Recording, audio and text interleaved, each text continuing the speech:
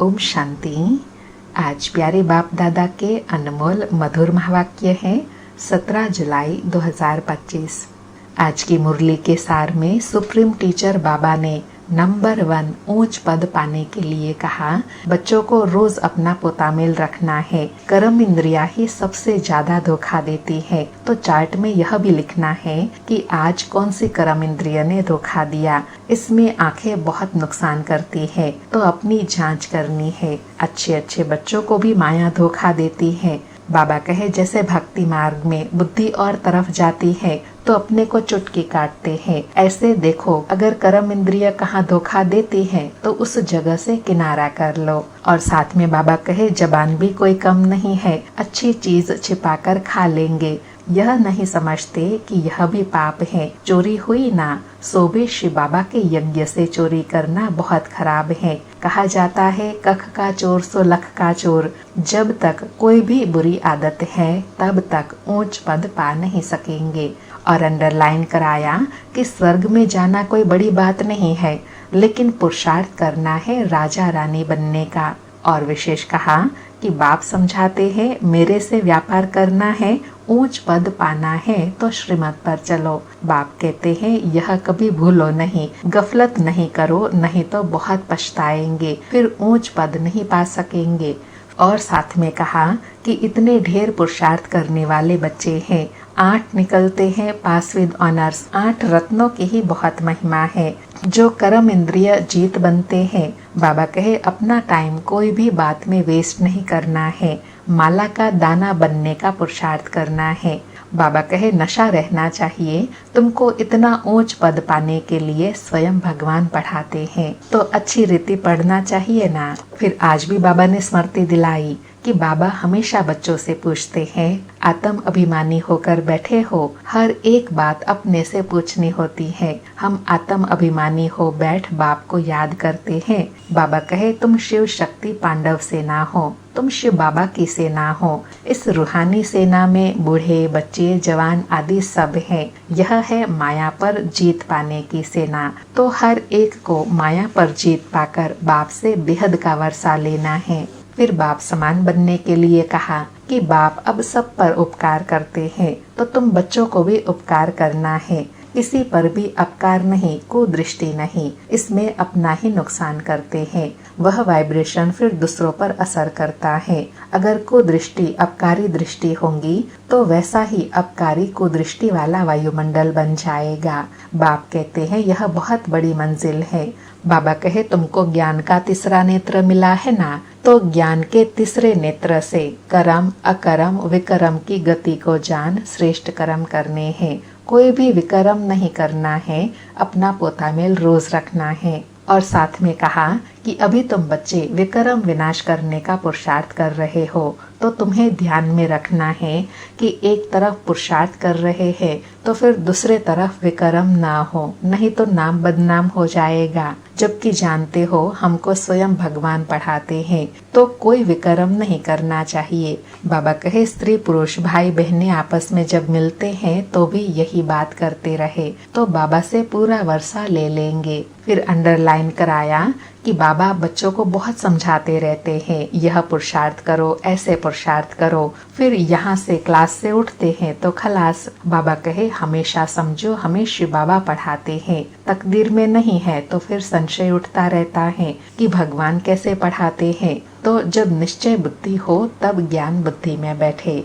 और बाबा कहे यह है सच्ची कमाई। उस कमाई में रात दिन कितना बिजी रहते हैं। सट्टे वाले जो होते हैं वह एक हाथ से खाना खाते हैं, दूसरे हाथ से फोन पर कारोबार चलता रहता है। बाबा कहे यह तो फिर है बेहद की अविनाशी कमाई, तो कितना अटेंशन देकर पढ़ना चाहिए। फिर लास्ट में बाबा ने बांधेलियों को याद किया कि कई शिव बाबा के ऐसे बच्चे हैं जो बाबा को याद करते प्रेम के आंसू आ जाते हैं। बाबा को कभी देखा भी नहीं है। लिखते हैं बाबा कब आकर मिलेंगे, बाबा बंधन से छुड़ाओ। बहुतों को बाबा का प्रिंस का श्री कृष्ण का साक्षात्कार भी होता है। तो बाबा कहे आगे चलकर बहुतों को साक्षात्कार होगा, लेकिन साक्षात्कार होने के बाद पुरुषार्थ तो करना पड़ेगा ना। और साथ में विशेष कहा कि बाप राय देते हैं, बच्चे जो समय मिले उसमें पुरुषार्थ कर मेकअप कर लो। जैसे ट्रेन लेट होती है तो मेकअप कर लेते हैं ना, तुमको भी यहाँ समय मिलता है तो पुरुषार्थ में मेकअप कर लो, गैलअप कर लो।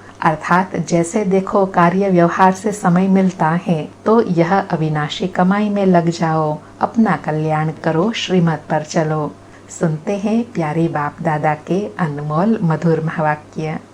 आज बाबा कहे, मीठे बच्चे, ऊंच बनना है तो अपना पोता मिल रोज देखो। कोई भी कर्म इंद्रिया धोखा न दे। आंखें बहुत धोखेबाज हैं, इनसे संभाल करो।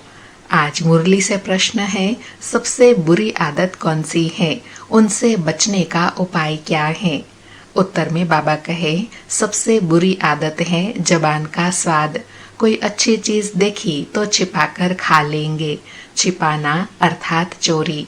चोरी रूपी माया भी बहुतों को नाक कान से पकड़ लेती है। इनसे बचने का साधन, जब भी कहाँ बुद्धि जाए तो खुद ही खुद को सजा दो।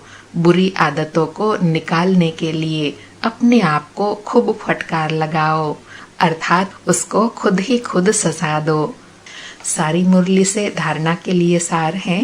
पहला पॉइंट, सेंसिबल बन, अपनी जांच करनी है कि आंखें धोखा तो नहीं देती हैं। कोई भी कर्म इंद्रिय वश हो, उल्टा कर्म नहीं करना है। याद के बल से कर्म इंद्रियों के धोखे से छूटना है।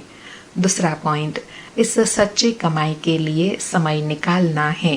पीछे आते भी पुरुषार्थ से गैलअप कर लेना है, अर्थात अपना पुरुषार्थ और तीव्र करना है।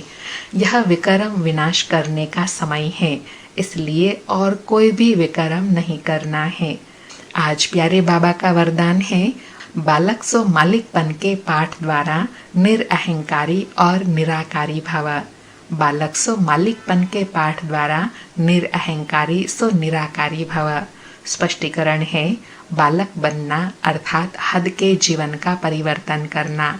कोई कितने भी बड़े देश का मालिक हो, धन का, परिवार का मालिक हो, लेकिन बाप के आगे सब बालक हैं। तुम ब्राह्मण बच्चे भी बालक बनते हो तो बेफिक्र बादशाह और भविष्य में विश्व के मालिक बनते हो।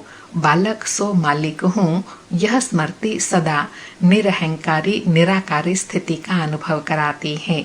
बालक अर्थात बच्चा बनना माना माया से बच जाना। बाबा ने बालक सो मालिक बनने से प्राप्तियां बताई कि निरअहंकारी और निराकारी स्थिति भी इससे सहज बन जाती है, और बालक अर्थात बच्चा बनने से माया से भी बच जाएंगे। आज का स्लोगन है, प्रसन्नता ही ब्राह्मण जीवन की पर्सनालिटी है, तो सदा प्रसन्न चित्त रहो। प्रसन्नता ही ब्राह्मण जीवन की पर्सनालिटी है, तो सदा प्रसन्न रहो। अच्छा, मीठे मीठे सिकिलधे बच्चों प्रति माता पिता बाप दादा का याद प्यार और गुड मॉर्निंग। रूहानी बाप की रूहानी बच्चों को नमस्ते। हम रूहानी बच्चों की रूहानी माता पिता बाप दादा को याद प्यार, गुड मॉर्निंग और नमस्ते नमस्ते। आज के अव्यक्त इशारे हैं, संकल्पों की शक्ति जमा कर श्रेष्ठ सेवा के निमित्त बनो। आज का पुरुषार्थ है, जो कार्य आज के पदमपति नहीं कर सकते हैं, वह आपका एक संकल्प आत्मा को पद्मा पदमपति बना सकता है। इसलिए श्रेष्ठ संकल्प की शक्ति जमा करो। श्रेष्ठ संकल्प की शक्ति को ऐसा स्वच्छ बनाओ जो जरा भी व्यर्थ की अस्वच्छता भी न हो, तब यह शक्ति कमाल के कार्य करेंगी। बाबा कहे, संकल्प शक्ति कमाल के कार्य कब कर सकेंगी? जब व्यर्थ की अस्वच्छता समाप्त हो जाए, तो स्वयं भी अनेक पद्मों की प्राप्ति कर सकते हैं और अनेकों को भी करा सकते हैं श्रेष्ठ संकल्प की शक्ति से। अच्छा, ओम शांति। शुक्रिया बाबा, शुक्रिया।